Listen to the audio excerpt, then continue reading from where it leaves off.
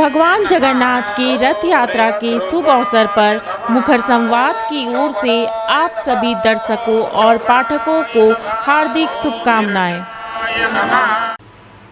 BJP की पूर्व प्रवक्ता नुपुर शर्मा को जहां बीजेपी ने अकेला छोड़ दिया है, वहीं सुप्रीम कोर्ट की ओर से फटकार लगने के बाद अब नुपुर शर्मा परेशानी में पड़ गई है। देश की सबसे बड़ी अदालत ने पैगंबर पर विवादित बयान देने के लिए बीजेपी की पूर्व प्रवक्ता नुपुर शर्मा को कड़ी फटकार लगाई है। सुप्रीम कोर्ट ने सख्त लहजे में कहा कि नुपुर शर्मा के बयान ने देश में आग लगा दी है और पूरे देश में अशांति फैल गई है। कोर्ट ने उदयपुर की घटना का जिक्र करते हुए कहा कि फिलहाल देश में जो कुछ भी हो रहा है उसके जिम्मेदार नुपुर ही है।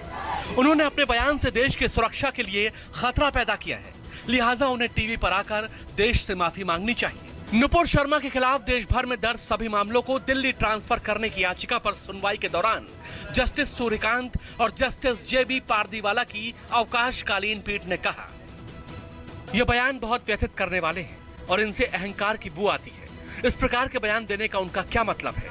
इन बयानों के कारण देश में दुर्भाग्यपूर्ण घटनाएं हुई।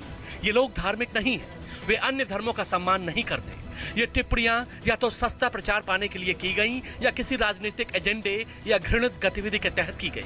जिस तरह उन्होंने देश भर में लोगों की भावनाओं को भड़काया, उससे दुर्भाग्यपूर्ण घटनाएं हुई। उनकी अनियंत्रित जुबान ने पूरे देश को आग में झोंक दिया। देश में जो कुछ भी हो रहा है उसके लिए केवल यह महिला जिम्मेदार है।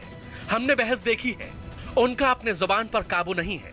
उन्होंने गैर जिम्मेदाराना बयान दिए हैं और वो 10 साल से वकील होने का दावा करती है और उन्हें अपनी टिप्पणियों के लिए पूरे देश से माफी मांगनी चाहिए थी।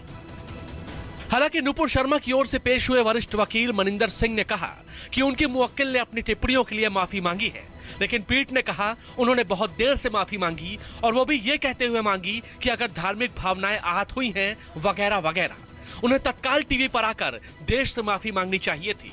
उनकी याचिका से अहंकार की बू आती है और लगता है कि वो देश के मजिस्ट्रेट को अपने सामने बहुत तुच्छ समझती है। नुपुर शर्मा के वकील मनिंदर सिंह ने अपनी सफाई दी। बोले, शर्मा एक राजनीतिक दल की प्रवक्ता थी और उनके अनजाने में की गई टिप्पणी एक बहस के संबंध में थी, लेकिन पीठ को उनकी दलीलों में दम नजर नहीं आया। कोर्ट ने कहा कि आप किसी राजनीतिक दल के प्रवक्ता हैं तो आपको इस प्रकार की बातें करने का लाइसेंस नहीं मिल जाता।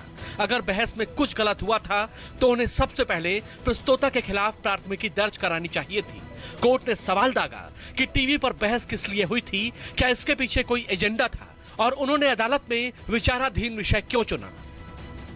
नुपुर शर्मा के वकील ने सुप्रीम कोर्ट के कुछ फैसलों का जिक्र करते हुए दलील दी कि एक ही आरोप को लेकर दूसरी प्राथमिकी दर्ज नहीं हो सकती, लेकिन सुप्रीम कोर्ट ने साफ किया कि अगर कोई दूसरी प्राथमिकी दर्ज है तो वो उच्च न्यायालय के पास भेजी जा सकती है।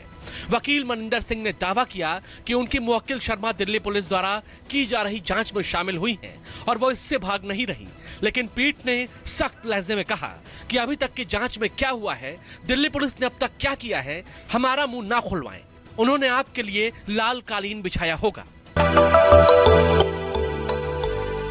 मिनी लंदन मैक्लुस्कीगंज प्रकृति की गोद में बसा ड्रीम डेस्टिनेशन आपका कर रहा है इंतजार।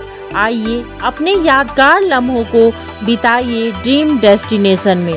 राजधानी रांची से महज 50 किलोमीटर दूर आपका अपना ड्रीम डेस्टिनेशन।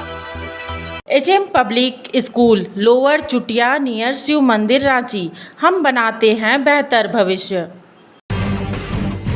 जब टूटती है आस, जब थकती है सांस, जब रूठते हैं अपने, मुंह मोड़ता है जमाना, जब अंगड़ाई लेता है संकल्प, फिर बनती है कहानी, बनते हैं अनमिट निशान।